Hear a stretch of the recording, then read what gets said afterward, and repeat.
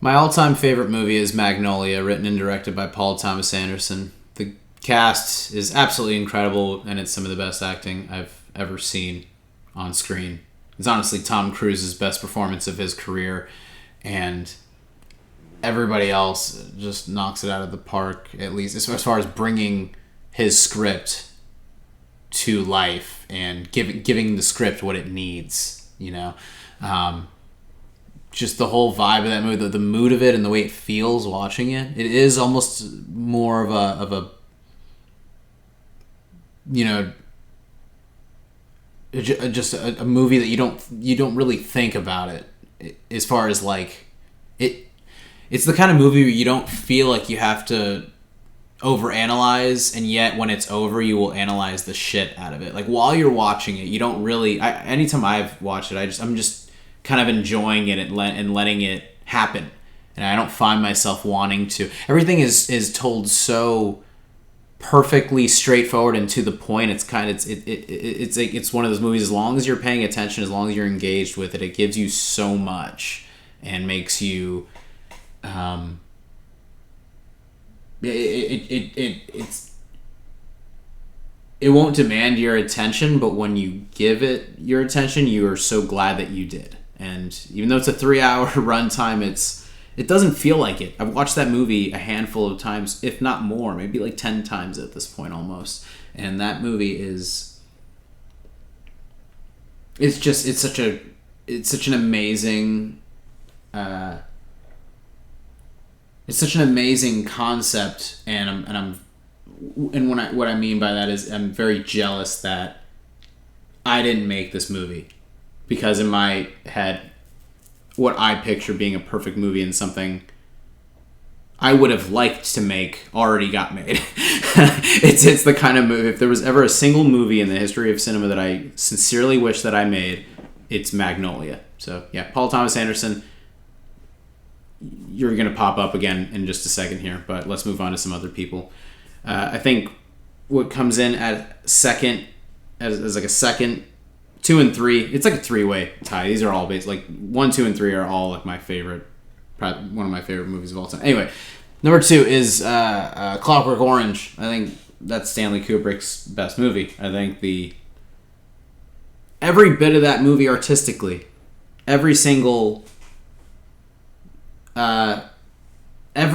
thing in it is interesting and impressive and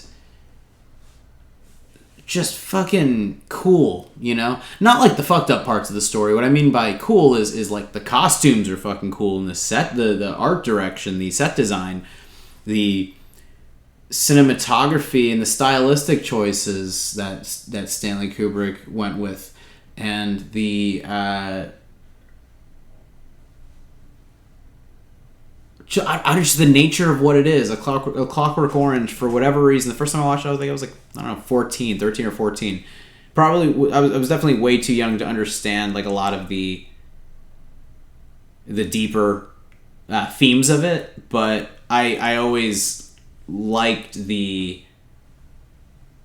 I just always liked the style over it. I was aware of how fucked up it was too. You know, even at that young age, I was very.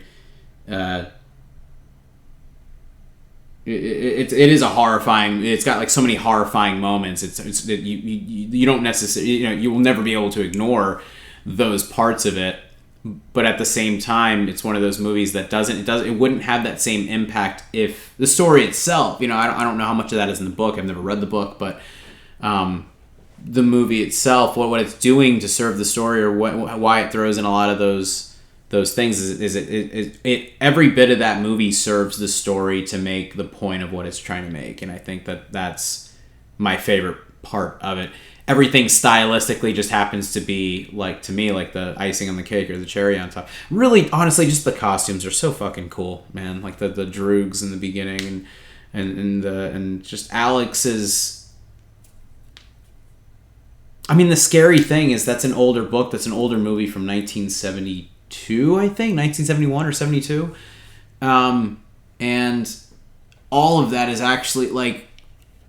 Oh, man, it's actually... Like, now that I'm thinking about it, it's so fucked up how how real that is. It's not real as far as like, okay, like in that that's an exaggerated version of like almost like, okay, if Lord of the Flies was just society kind of thing. It's like one of those things, if the youth completely dominated society for the worst, as far as like literally like, you know, or am I misinterpreting the story? This is my favorite movie of all time, and I'm like fucking high at 4 a.m. almost misinterpreting. From what I understand, yeah, that's a big part of it. Is at least Alex and his friends and all the like in that society, it's like you have all these gangs that are kind of gangs of young people that are like just wreaking havoc on their little pockets of society. At least that's from what I see in the movie, right? And that's not necessarily far off from like what streaming and like the, you know, culture of the youth has kind of done, or at least the youth engaging in culture and that kind of becoming. I'm not saying that the youth is has poisoned society, but I think the youth mentality, not even young people acting like children, is what has kind of fucked up society in a lot of ways. But what the relevance of this story, or like the idea of what this story is, and then when I look around, I'm just like, okay, is that, or Alex and his droogs? Obviously, like, people aren't as violent, at least not young people. Young people aren't causing as much violence as they were. But what I mean is wreaking havoc on society with their phones and you know, doing bullshit things to try to become famous online. That's what I mean. That's what the main point I was trying to get to. But yeah, the movie is just incredible. It's just super incredible. It's just so good. Like, that movie is very well made, and I think it's Stanley Kubrick's. I mean, I can't even say it's like the peak of his of his ability as a director, because that's not true. He made so much good shit after that too. but that movie is a clear-cut example of why he was a genius filmmaker, an amazing director, and in a way, why doing your own thing when adapting a piece, especially in adapting a novel like he did, doing your own thing with it can work is if you know what you're doing. Not everyone is Stanley Kubrick, so when people take a novel and do their own thing with it, you know, as far as and some books are really hard to adapt, to be honest, but as far as what he did with the book, almost essentially being like just a loose script for the movie, from what I've read,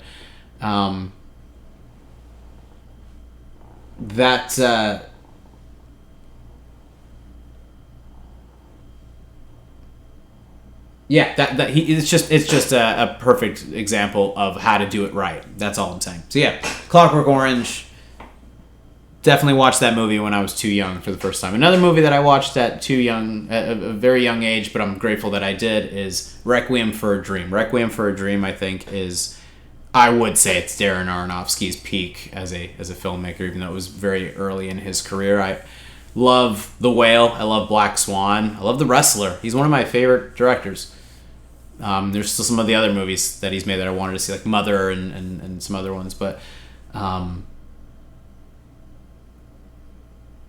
Requiem for a Dream is another one that, like, just style, like, I'm such a sucker for that, I guess, when it comes down to it. Music and editing are two ways to really appeal, like, appeal to me as an audience, and that, you know, Requiem for a Dream is those are the only reasons I rewatch it. I don't rewatch it to see all the fucked up shit that happens throughout the whole thing. That's one of those movies I always see it pop up on a list of, like, movies you'll never want to watch more than once, and, you know, like, amazing movies you'll never watching it, whatever, you know. But, like, I've seen that movie a handful of times, if not more, because it's the perfect music plus editing, but it's not a music video kind of thing, you know. It all the use of those two things, that's all that I mean.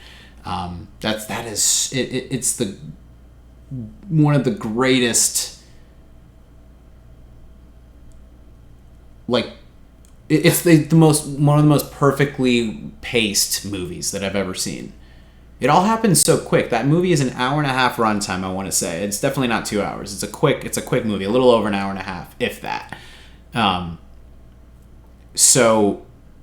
I looked on IMDb. It basically has like I think 1,000 cuts in the movie. It's got a shitload of cuts, but that's so perfect for the story because all of that adds to the like how quickly getting into hard drugs how quickly that can make your life spiral into just a horrible into horrible situations that all the characters end up in.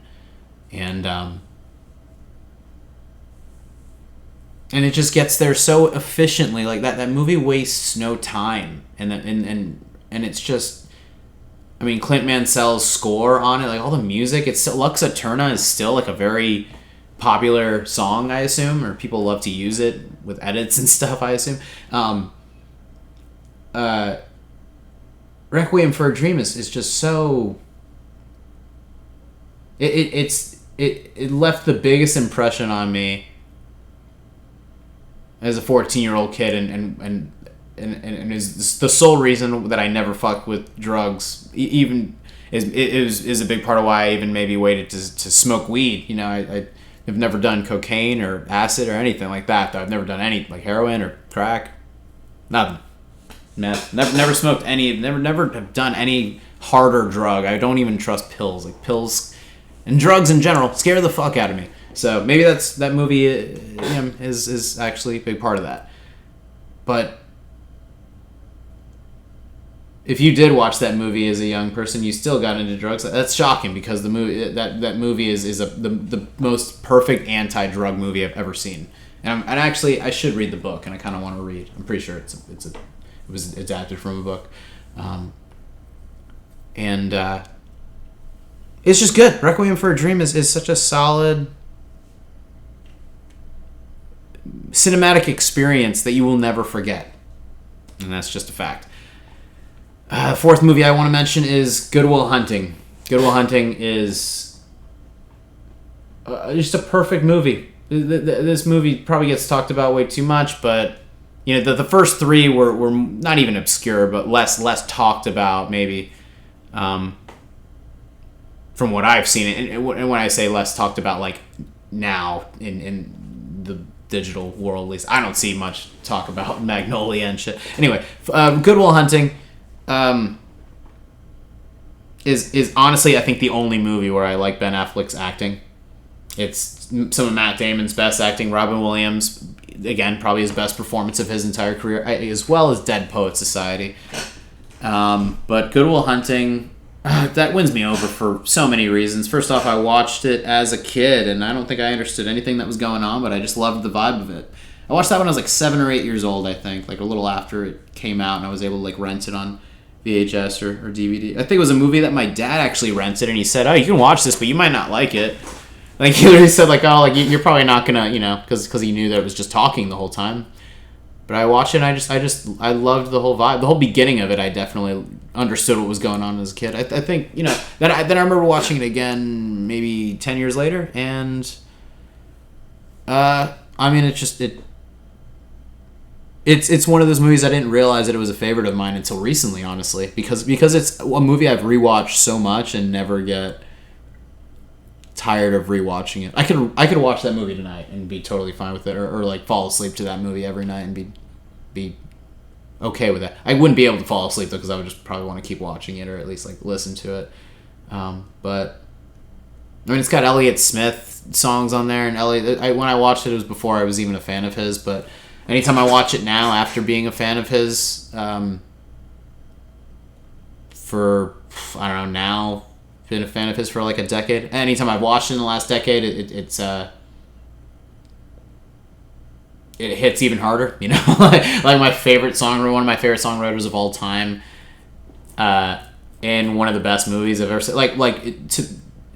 It's probably the best screenplay of any movie ever. Like this, just the screenplay, the monologue that Robin Williams' character has on the bench That scene alone is such a lovely moment in cinema. Such a perfect moment of the where like literally every aspect of it, the writing, the cinematography, the direction, and the acting are all perfect.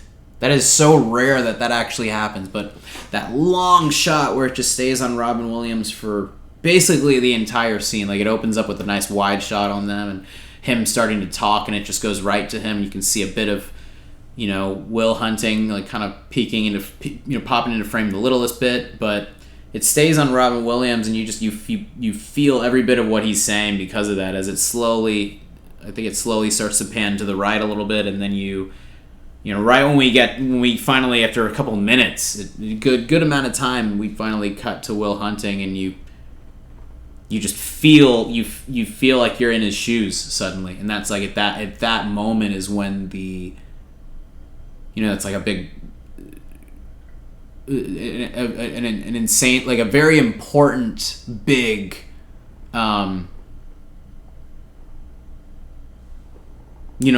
where those characters shift for each other and with each other. That's Rob. That moment is Robin Williams' character. I'm sorry to say I don't remember every name of every character I've seen in every story I watch. It's been a minute since I've seen it actually, but that's that moment is Robin Williams' character.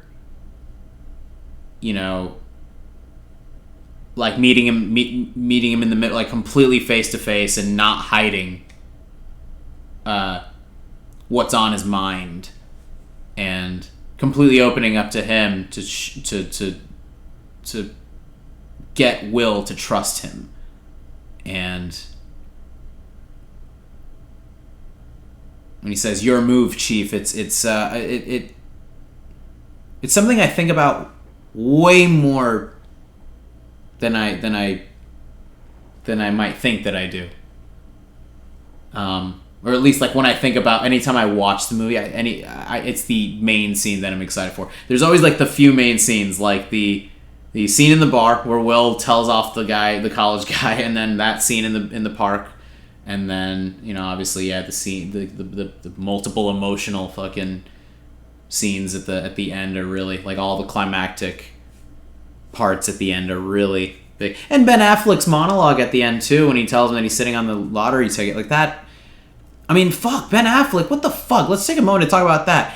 You can clearly fucking act. Your first fucking, again, I've said this before on this channel, when people are young and hungry for, not even for success, but hungry to really do something important like that, they try. And you can see Ben Affleck, even though he is, like, obviously, like, just kind of playing, a version of himself, it's still really lovely. And that main moment that he has where he talks to him at the end just shows that Ben Affleck is capable of that. He was capable of that, and as soon as he, as soon as you win your first Oscar, I guess you go fucking crazy, don't you, Affleck? No, I think Ben Affleck is.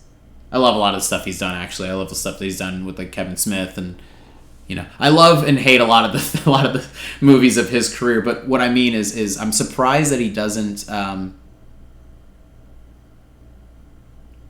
Try to do more of that type of acting, or try to get back into really what he's capable of and what we'd like to see of him. He's not a bad actor. He just chooses bad movies. Ben Affleck just does a lot of average to mediocre to bad movie. Just does. I don't remember the last time I saw a movie that, I guess Gone Girl was pretty good. Gone Girl is not terrible, but again, you're kind of supposed to, like, hate him in that movie. So it's not really, like, he's not stretching. I love to see actors try to, like, stretch. Look at Daniel Day-Lewis. It's not that he's so good at playing his roles. It's that he's, like, literally will, like, stretch himself into all sorts of different dimensions as an actor. And that's what the actor's job is, and that's why he's very good at it. Speaking of Daniel Day-Lewis, why don't we talk about this next film, There Will Be Blood. Paul Thomas Anderson again. There Will Be Blood is, Jesus fucking Christ, dude. They don't make movies like that anymore, and they I'm excited to see Paul Thomas Anderson's new movie. If I do watch it, I will definitely be talking about it on here. the one with Leonardo DiCaprio. I keep forgetting what the fuck it's called because it's not that it's a long title. It's just forget shit. I smoke weed, but There Will Be Blood.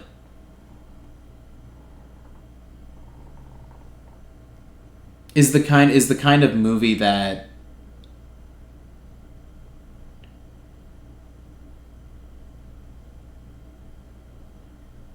you feel a constant escalation with. You just feel this whole, like, from start to finish, this whole rise of Daniel Plainview's character trying to get where he's trying. We're trying to get to the point where he wants to be. He is the, personification of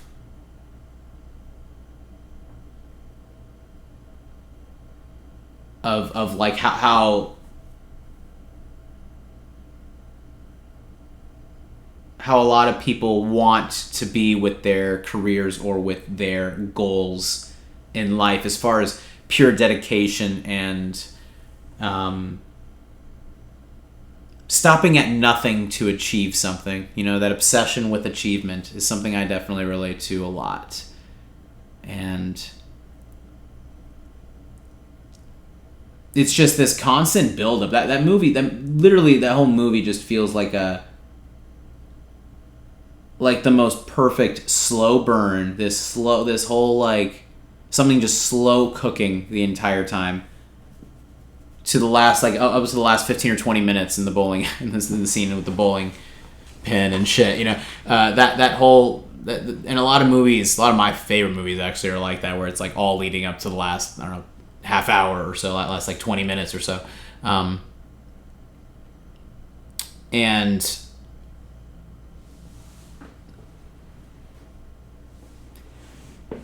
you're with him the whole time, and you understand his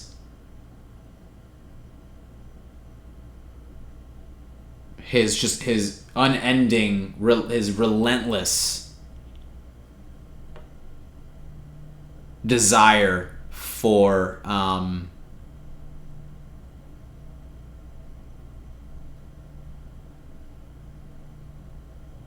meeting his own, like, unnecessary expectations that he's put in place for himself. The idea of where he wants his life to be by the time he's an old man. He'll stop at nothing to get there, and obviously we see him stop at nothing to get there. Tarantino made a really good point. If you haven't seen the clip of Tarantino talking about this movie, it's a really great clip, and the one thing that stood out to me is he says that the first bit of it, the first like 15, 20 minutes where there's no talking and it's just him, when he breaks his leg and he finds that bit of gold that he's able to invest in something else, obviously to get his business going. The fact that he breaks his leg and he like, ends up crawling all the way fucking to the whichever town he can find, and goes through so much bullshit just to get his business started. You understand every bit of why he does what he does, and that's why you're kind of on his side the whole time. Tarantino, if I remember correctly, says he's in his heroic right to do that. It was a pretty good, Quentin. I think some a thing or two about filmmaking. I think I might have heard of some of your stuff too, but you're just with him the whole time, and as much of a bastard as he is, and as I'm sorry if some of this seems like I'm paraphrasing, like literally like paraphrase. I'm not trying to like steal Quentin Tarantino's words from what he said, but he says it so perfectly. It's hard to not fall into that same thing. He does some really awful things throughout the movie, and yet you almost not justify it, but you understand him. That's what I love about the movie, is it really makes you understand why somebody is like that. When he has the scene with his brother, who turns out to not be his brother, when he has the scene where he talks about how he doesn't like people, he doesn't see anything worth liking. He wants to make enough money that he can get away from everyone. That's something very relatable, but it's also tragic because it's, this character is a reminder that the cost of getting where we want in life sometimes does mean detaching from society. People with that kind of elitist mindset of looking at themselves as always just wanting to be like as rich as they can be and be above everyone in that from a class standpoint, the sacrifice of that is literally like your compassion for humanity. That's what the movie is to me. Is he wants what he wants so much and is willing to do anything to get there, that he becomes literally by the end just this lonely, bitter drunk of an old man that, while he got what he wanted, it cost every bit of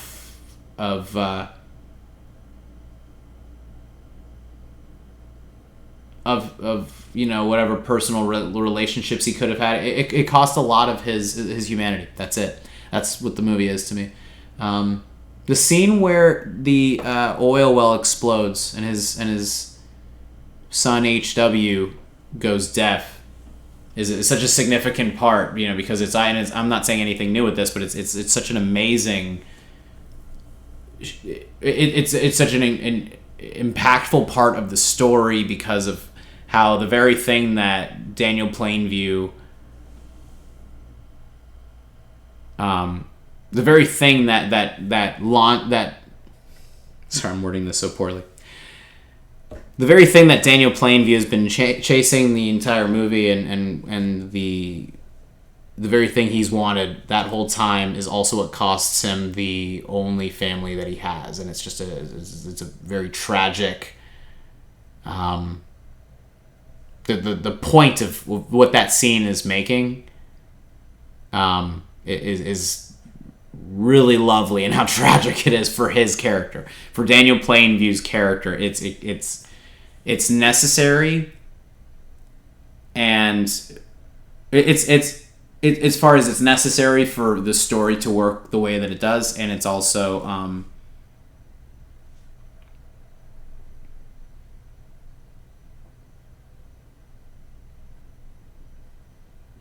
in a messed up way, you can really say that that it just gave Daniel an excuse to not have to be distracted with his son. Like, by the time he got where he wanted, he didn't need his son anymore. That's how much of a truly apathetic, misanthropic person Daniel Plainview is. That he, as much as I do think he cares for HW, as much as I do think he loves him at some point, that's such a sad scene where after he, like, at the very end when he, like, tells him that he's a bastard from a basket or whatever, and then you see the scene of him, like, kind of playing with him when he was a kid or whatever. It's so tragic because I think he did love him at one point, and did, he did love him like a son, but as soon as he goes deaf and realizes that, and is also in a place where he doesn't need to he doesn't need to use HW to manipulate other people to get them to do what he wants. As soon as he doesn't need him anymore, he throws him on a train and gets rid of him. So in a messed up way, you feel bad for him in this situation, and you're almost wondering. A part of me, anytime I watch, a part of me is wondering, was he secretly hoping for something like that to happen, or was he secretly, waiting for waiting for the moment where he could kind of pawn him off if he could, and because he's not his biological son, it only makes it easier. All of these things are just, it's so perfect. It's such a perfect movie because of how all of that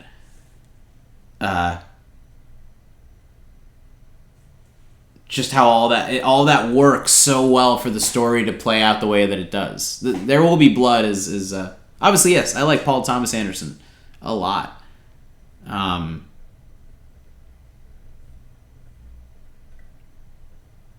guess that's it. Unless another movie that I'm really crazy about, that I think about a lot, pops up into my head right now. I think that's it. It was like what 6 movies? Those are like my 6 of my favorite movies of all time. So yeah. There's definitely more. I definitely have a couple of others that are favorites of mine. I just can't remember them right now. And if I do, maybe I'll just talk about them in another video. But yeah, if anyone wants to talk about these movies, I could talk about them all day and night.